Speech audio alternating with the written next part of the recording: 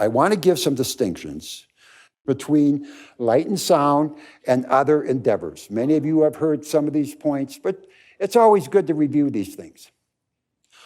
The light and sound teachings, Master Path, deals with states of consciousness. I know that's going to throw you.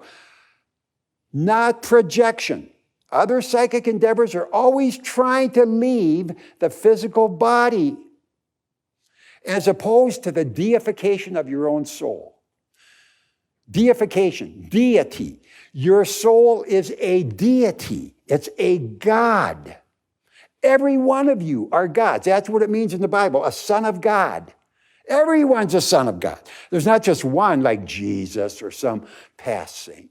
Everyone is a son of God.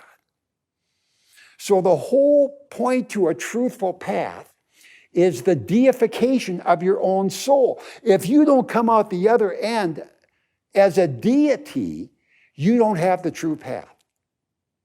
Okay, that's the purpose of a light and sound path, the deification of your own soul.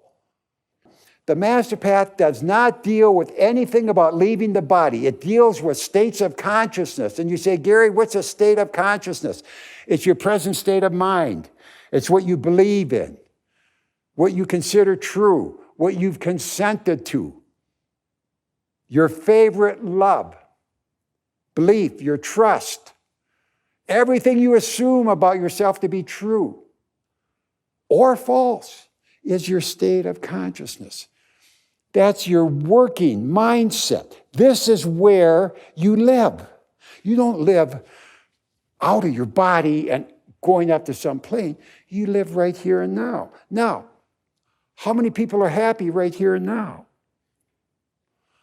I mean, that's why technically you're sitting in the room. You're not happy with yourself, with your past. You want to find out more about yourself. That's your state of mind. That's where you want to be free.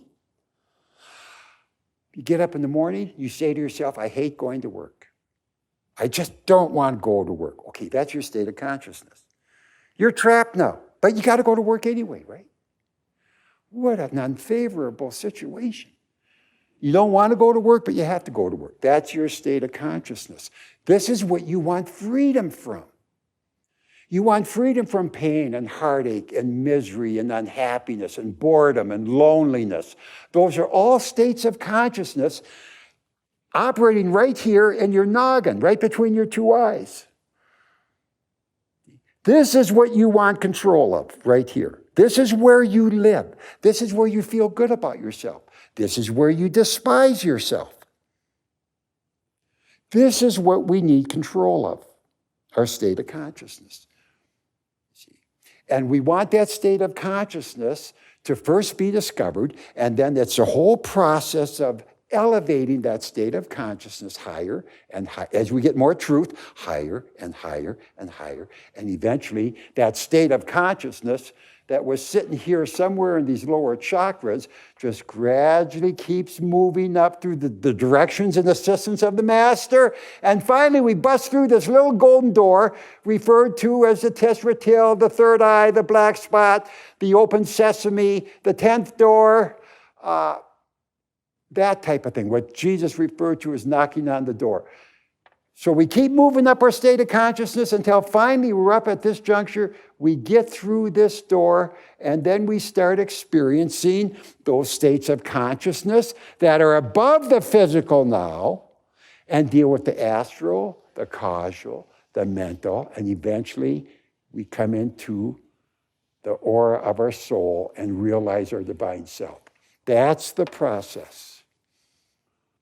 99%, 99.9%, I'm giving 0.1% leeway, of the religions and spiritual institutions of our day exhort you to direct your worship outwardly to God, Guru, or past saints. Now, etch this one in your brain as diametrically opposed to the deification of soul.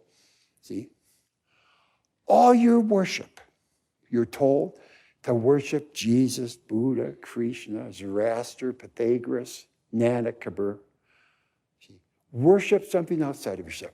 Worship your guru. Well, bow to your guru, chant his name. See? Past saints, gurus, worship scriptures. All of these are dead matter. On the master path, on a true light and sound path, you are never, never supposed to worship your guru. That's not the true master, like I started this satsang out with. The true master is the inner master, the spiritual current. This is what you worship. And this spiritual current sits right in your own third eye. That golden door is your third eye. And all your worship is inwardly directed. You don't worship me. You don't worship any past saint or anything else.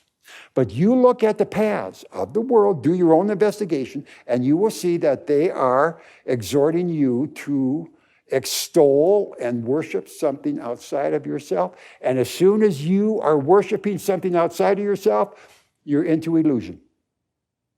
So those of you that are new seekers, I want you to understand, if you want to worship something outside of yourself, go ahead. But you should first find out who and what you are. Because once you do, once you become fully realized, all of your worship basically is going to go to your own divinity. It's not going to be towards someone else or some other father figure or past saint.